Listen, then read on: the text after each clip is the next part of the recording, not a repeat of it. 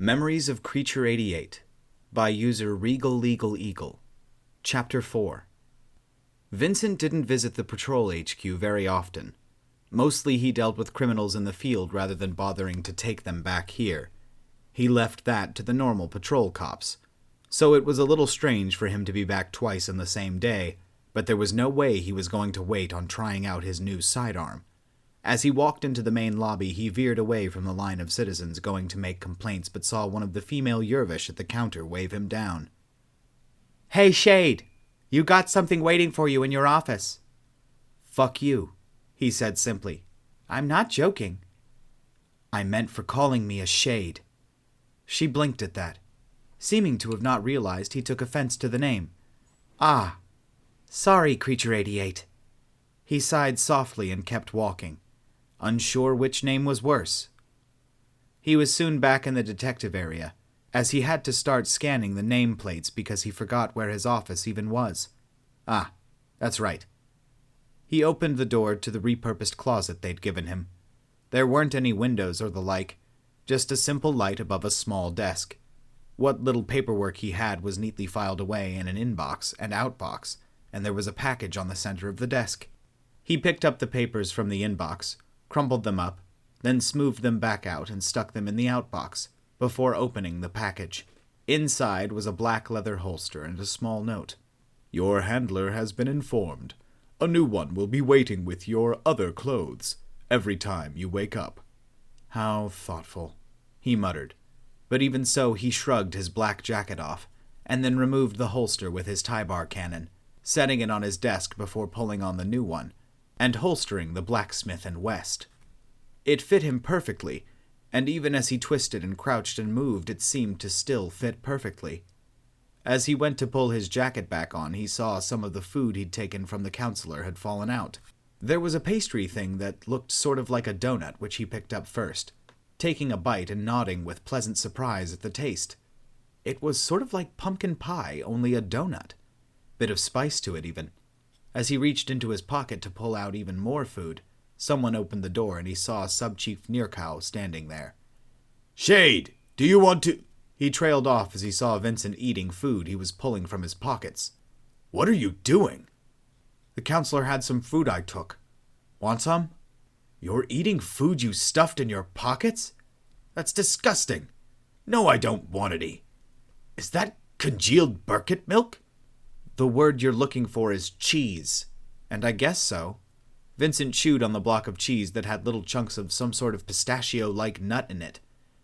"Do you know how expensive that is?" "No, but it's delicious." He hadn't realized how hungry he was until he started to eat. He began to push past Nearcow. "Sorry, LT. I have a new sidearm to test." "Why do you call me that? I am Sub-Chief Nearcow. Shade, I'm talking to you." "Yeah, well, I'm walking to the shooting range," he said as the Yervish growled and stomped after him. "Shade, I don't know who you suddenly know, but I want heads up before you have your official sidearm changed and have 100 kilos of ammunition for it delivered to the armory." "I didn't know it myself. It's a gift from the counselor." "How the hell can a counselor have that kind of pull?" "Just gotta find a good one, I guess." They were walking into the shooting range now, as Vincent pulled a set of ear protection from the wall and handed them to Nearcow. "You'll want these." "What have you got?" The Yervish took the protection, looking at him warily before pulling the earmuffs on.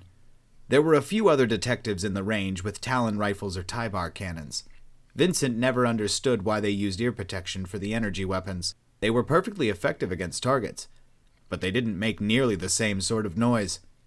As he stepped up to a booth in the center, he activated the range and watched a target dummy swing into place. In one smooth motion, he reached up, drew his weapon, pulled the hammer back with his thumb, and pulled the trigger. The deafening boom brought a smile to his face as the Yervish in the shooting range jumped back and stopped firing. The head of the training dummy was missing a chunk from its head as he pulled back on the hammer and fired again and again. Then, with the last three, he just pulled the trigger to check the double action, finding it surprisingly smooth. In the end, the training dummy was missing several large chunks, and he turned to see the other Yervish had crowded in behind him to see what he was using. Snapping open the cylinder, he pressed the release, and let the casings fall to the ground, pinging and clinking off the floor. "Now this is a fucking cannon," he said. There was ringing in his ears from firing the gun 6 times in an enclosed space like this, but he just needed to hear the real thing after going so long without it. The other detectives and even Nirkow were silent as he looked at them. "Is there more ammo?" Nirkow nodded and pointed to a few small white boxes that had been set on a table at the back of the range. Vincent pushed through the Yervish and opened a box as the rounds tumbled out. Apparently they didn't understand or care about nice packaging.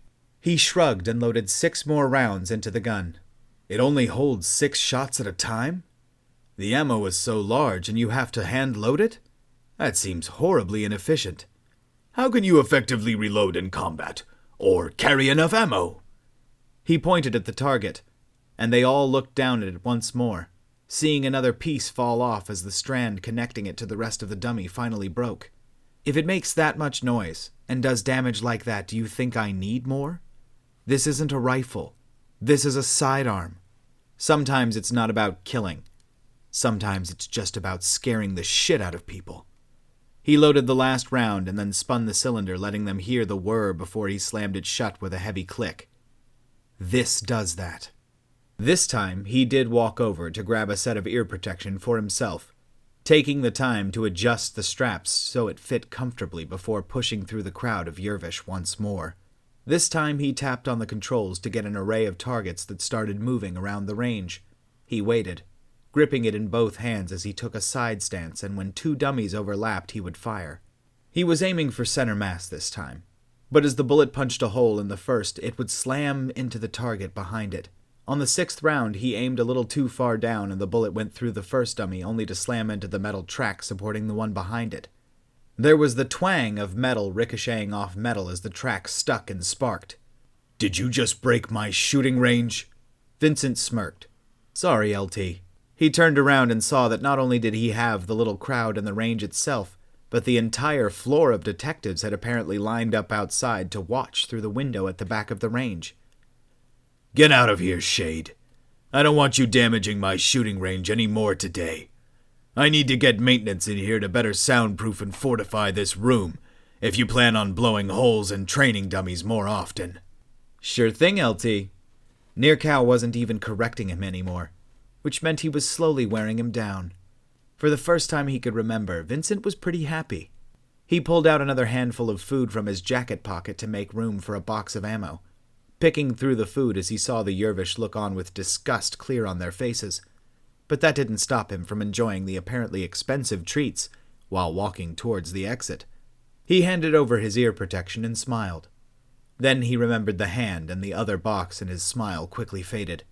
He'd been struggling with himself, trying to wrap his head around what had happened to him, and come to terms with the possibility he was just going to die and get cloned forever.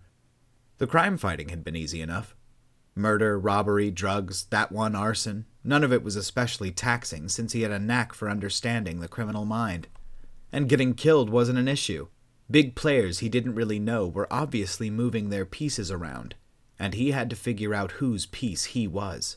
It would make sense that the counselor was pulling his strings, but he had only just met him. Had someone meant for him to find the hand in the box? Or was that on accident? Who wanted to destroy the Union, and what did they gain from it? Was that even the case? Could this just be the rise of an actual criminal syndicate? Or was there one all along and the Yervish had never discovered it? Questions without answers. As he stepped on a lift to take him back down to Sector 5, the light from the sky faded pretty quick, replaced with the artificial lights all around the city. Those made him more comfortable for some reason. Being up on the surface had startled him. After all, he'd been in the dark of the city for a year. It was as if he were a cockroach surprised by someone flipping on the kitchen light. He checked his watch then and thought back on when he'd uploaded his memories earlier in the day. If they kept to the regular schedule, they should be starting maintenance soon. Once he was in his sector, he walked with his usual quick, purposeful strides, watching the Xenos part before him. Once he was at his hab, he took the stairs, climbing them quickly as he thought on the black box he had hidden, hoping that it could answer a few of his questions. When he opened the door to his apartment, he paused. There was a smell in the air, something he didn't recognize. Pulling his revolver free, he slowly stepped into his apartment, leaning around the corner to check the main room. Empty. Turning, he crept next to the door into his bedroom, licking his lips before jumping inside, gun at the ready. Empty. Turning, he crept next to the door into his bedroom, licking his lips before jumping inside, gun at the ready. Empty. He frowned and approached his closet, opening it up as he noticed some of his shirts were hung improperly. Quickly, he walked into the main room as he tapped on the screen to call Cav. "Handler, someone was in my apartment." "Yes, I had to let them in so they could deliver the ammunition for that new sidearm you have. I was rather surprised by the call my superiors gave me. Just who is your counselor?" "Sorry, Cavazor, that's private." The Yervish snorted. "You didn't even know it would be private till I told you." "I'll just go upload my memories then." "What? Already? You can't." "I can't?" "No. We have to take the system down for maintenance after every upload." "What? Why?" Vincent knew exactly why he couldn't. "I'm not sure, but the scientists and engineers say there are reasons." "Well, how long is it going to be down for?" Another 2 hours. 2 hours? Why didn't they start this after my upload?" "I'm not a scientist, Creature 88. Fine. Something to do with rules and regulations? Yes. Okay. Well, let me know when they're done. Thank you again for all this, Cavazor. Even if I am a bit grumpy, I just want to get back to work." "I understand your desire, Creature 88. The screen went black and Vincent rushed back into his bedroom, punching in the combo to his armory as the back of his closet slid open. He looked around, noticing the boxes of ammo which made the one in his pocket pointless. Then he pulled the sweeping gear from a box and turned it on. He'd been careful when acquiring it, studying the rules until he found one that let him keep pieces of useful evidence, if he thought they could be used later. Then he would periodically tell Cav he was calibrating them by sweeping his apartment. Couldn't do it too often, but with a day free of oversight, he quickly started to move through his armory and room. The armory had the camera as usual, but it wasn't active during maintenance. He started to move through his room then, and saw a signal coming from the vent he'd hidden the black box in. His heart jumped, and he quickly rushed into his kitchen to bring a chair back in. He stood on it and pressed the vent up. There was a small device just on the lip of the vent space, and he pointed at it. "Fuck you!" He took the device out and dropped the vent, stuffing the bug into a pocket before he began to sweep the rest of his apartment. One in his fridge, and one in his couch. He took the 3 little devices, dropping them into his sink, and stuffing them into the drain before flipping on the disposal, and hearing it whir and grind with several chunks. That done, he moved back into his bedroom, heart racing as he climbed up on the chair and reached into the vent. He stretched his arm out to find the secondary shelf around the corner he'd left the black box on, and sighed heavily in relief as his fingers closed around the box. He left the chair in place and walked over to the bed, pulling out the black box from earlier before putting in the new one. His heart was still racing as he pulled up the connector and placed it at the base of his skull, wincing as he felt it grab him, and the needle sank into his flesh. Then he closed his eyes and curled up, still dressed and wearing his jacket and holster as the memories overtook him. He began to scream almost immediately, as his brain tried to stuff someone else's memories into his skull. He thrashed in the bed, not curled up and quiet like usual. He gasped and writhed in pain as his brain tried to compensate. Foreign, strange thoughts were pressed into his mind as he felt like he was forced through a tiny pipe, before suddenly seeing through the eyes of whoever he now had in his head. He was in pain. Something had cut him all over. He felt blood seeping out of multiple wounds on his chest, some dripping off of his breasts. His breasts? He screamed out in reality as his brain tried to fit 2 distinct and different bodies over one another in his mind. It seemed this memory was from a woman. She? There was pain, difficulty breathing. Something was broken. Many things, in fact. He knew her death was close. He'd felt it before. She hadn't. There was fear. So much fear. She didn't want to die. but she was realizing it was near. He slowly became aware of her surroundings. They were in some sort of wrecked building. Burning debris was scattered around. Someone was approaching quickly. Another human. He looked a little scraped and bruised, but otherwise okay. Dark skin, short black hair, athletic, more muscular than Vincent. He loved him. Wait, she loved him. He could feel her emotions pouring out for this person, and it was confusing and a little worrisome to him. It was so powerful and strong. It was almost a palpable heat in his chest. Her chest that went out to him. It was raw, unfiltered love as far as he could tell. It made him feel a little sick. "Come on. We'll get you out of here." He was trying to pick her up. Vincent and the woman screamed in unison, both in reality and memory, as her body was partially lifted before he quickly set her back down. Vincent could feel the pain and fear. He sensed death's approach while her love never dimmed. "Leave me. If you don't, they'll take you back. We aren't like the one they lost. We can't survive it." The man was crying. Openly sobbing, her heart went out as Vincent tried to pull back. He didn't like these sensations. He looked to her fear instead, which he was more comfortable with. It was almost novel to sense. Had he ever been afraid of death like her? Even before the experiments, he didn't think he'd felt like this. But was her fear of dying? Or leaving the man sobbing above her? "I can't," the man cried out, clutching at her body as he sobbed. "You must." What crap. The man looked healthy and strong. Why would he waste time over her when he needed to run?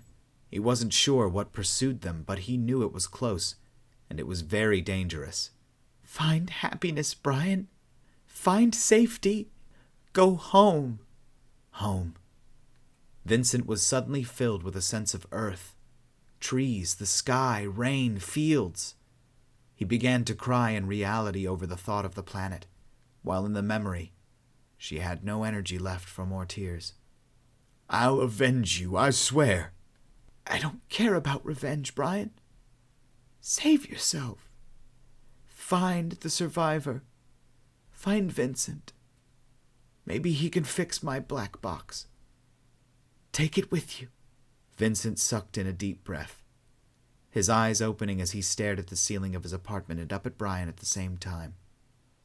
He felt her die. But the memory didn't end. Why not? She was dead. He shouldn't be able to sense anything. His always ended at death, but her body was still able to receive signals. It was simply that her brain couldn't interpret them. His could right now. The man continued to sob, clutching the dead body. Vincent wished he could tell the man to get out of here. He heard the man pull something free, likely a knife. He needed something from this. Some sort of sign. "Where the fuck are you, Brian? What happened?" In the background, he heard a whine followed by a stamp. Whine, stamp, whine, stamp. He'd heard that before. Where? He felt the knife sink into the back of her head. "Where are you, Brian? Tell me where you are. When this was, give me something." Whine, stamp. The blade pushed deeper into her flesh as it jarred the black box. He was losing the sense. He heard a low groan, a massive foghorn. They didn't have those in the city. That was it. The waste management plants near the lowest levels of the city. Near actual ground. They made that noise as they released pressure in one of the gas valves. Then the knife pried the black box loose, and Vincent finally lost the connection. Vincent took a deep breath and pulled the cable off his head, quietly rolling off the bed and pulling the black box out of the case in the bed. He walked back over to the chair, standing on it as he placed it back on that little shelf before dropping the vent into place. Then he picked up the chair, and he walked it back to the kitchen. That done, he walked into his bathroom, quietly taking his clothes off, hanging up his jacket and holster, but not bothering to really fold up his other clothes. Stepping into the shower, He turned on the water, gasping softly as the cold water crashed down upon him, as it started to slowly heat up. Finally, he slowly and awkwardly sat on the floor of the shower. His mind was so overloaded he wasn't sure where to begin with his emotions. The memory had been so strange, her emotions so raw and vivid despite how foreign and alien they were at the same time. How the hell could she feel that way about that man? For a brief moment the face of his god resurfaced in his mind. He still got confused by his old memories, but he knew that man had been everything to him. Not on any romantic level, but on an ideological one. Everything he was now had been dependent on him. So who was he? Why had Vincent worshipped and served his every whim, and then why did Vincent stab him in the throat? He felt miserable, worse than he had in months. Dying constantly sucked. Dying over and over in the memories was awful as well, but he'd started to adjust to it. For this woman, the physical impact of her death hadn't hit him like his own did. But the ghost she left in his psyche was something else completely. She had been a good person. He wasn't sure what that meant, really, or how he knew, but she had been a legitimately, objectively good person. That heat in her chest, the warmth she'd felt towards another human being. Had he ever felt that to anyone other than his mother? Her fear had been far more potent than his own ever was. Whatever or whoever he had been before the abduction, he'd already mastered his fear. It was so rare for him to really feel anymore, or at least in any great strength. Certainly not like what she experienced. But there was something about it that nagged at him. He couldn't determine the cause of her fear. Was it that she was dying, or leaving that man behind? He didn't like it. The entire thing hurt his head. As he began to get a better grip on his own emotions, he stopped focusing on them and started thinking about the memory. What had he learned? Very little. They'd mentioned him and alluded to experiments. The worms had to be behind it, but to what end?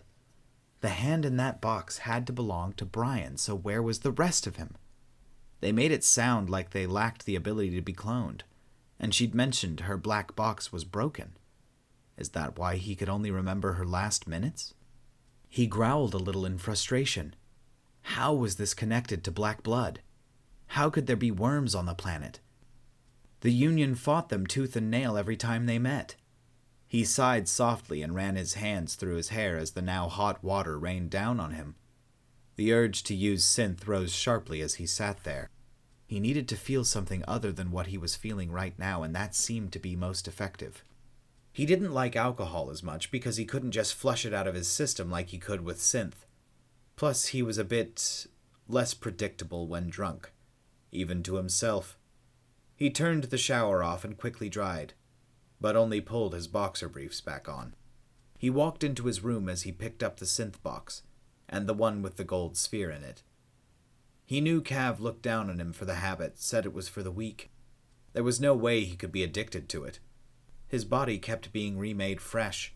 The chemical couldn't build up the physical addiction, so why did he keep using it? But that's because Cav just didn't understand mental addiction. The synth let him feel less like a complete ball of shit. In fact, mostly the only way he could feel some joy and contentment was to get loaded with the stuff. As he took it out to his kitchen table and set the boxes down, he opened the synth container. He pulled out the burner with the self-contained fuel canister, then pulled out the pouch of synth. It was a small blue rectangle with the consistency of tofu. He sliced a piece off the end and placed it in a small glass beaker.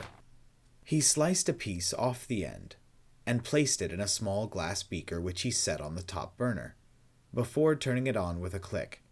He watched the small blue flame as he thought over the memories. In a strange way, it hurt to see other humans more than the injuries he sustained on a regular basis. Death solved those easily, but he had been alone for what had to be more than a year now, and it was wearing on him. He might be surrounded by people, but they were all Xenos. They called him Creature 88, and were instructed not to form bonds with him for safety reasons. Until he spoke to Mock, no one had said his name in over a year. The synth had begun to spread out as it melted, and he watched it turn liquid in the beaker, Reaching into the case, he pulled out the plastic tubing, wrapping it around his arm and pulling it into a simple knot with his hand and mouth. Then he pulled out a little squeaky toy, squeezing it in his fist and relaxing over and over as he saw the vein become more prominent. When the synth was bubbling and liquid, he turned off the burner and pulled out a needle from its packaging. After the synth stopped bubbling, he pressed the needle into the fluid, drawing back the plunger to draw in the drug. He was breathing a little hard as he did, anticipating the chemical reaction it would cause. Once he was satisfied with the amount, he pulled the needle out, pressing the plunger slightly to cause a drop of synth to come out. He was careful not to get an air bubble that could stop his heart. He couldn't afford to die right now. While letting the needle cool, he got up, dumping the remaining synth into the sink, washing it out with a little soap and water before drying it off and setting it in his box. The burner was next after he checked the fuel level to make sure he didn't need a new canister soon. By then the needle was cool enough and he picked up the toy, squeezing it several times again, and gripping one end of the tubing in his mouth to make sure it was tight. As he pressed the needle in, he felt the pinch and slowly pressed the plunger down with his thumb. After a few seconds, he groaned and leaned back in the chair. The hierarchy gave him nothing but the purest synth possible. He didn't need much, but today he'd taken a little more than usual. Not enough to OD, he was careful about that, but hopefully it would help him calm down. He pulled the tube free, setting the squeaky toy in the box with the rest of the gear. He'd toss the needle out later. Then he reached into the wooden box that contained the gold sphere. As he saw it, his heart lifted, and for a moment he felt the warmth of the woman's love in his chest. The orb floated out of the box, something he'd never seen it do before, and he gasped out, reaching up to try and grab it, but it slipped through his hands. It floated into the living room as he quickly got up, chasing after it, but he paused as the glowing gold light spread out from within the orb. It formed a basic shape, hazy and fuzzy but humanoid. The smell, it was comforting, familiar. What was it? The figure stepped up to him, gently taking his hands as he thought he heard faint music. It was unlike anything he'd ever experienced with synth. What was going on?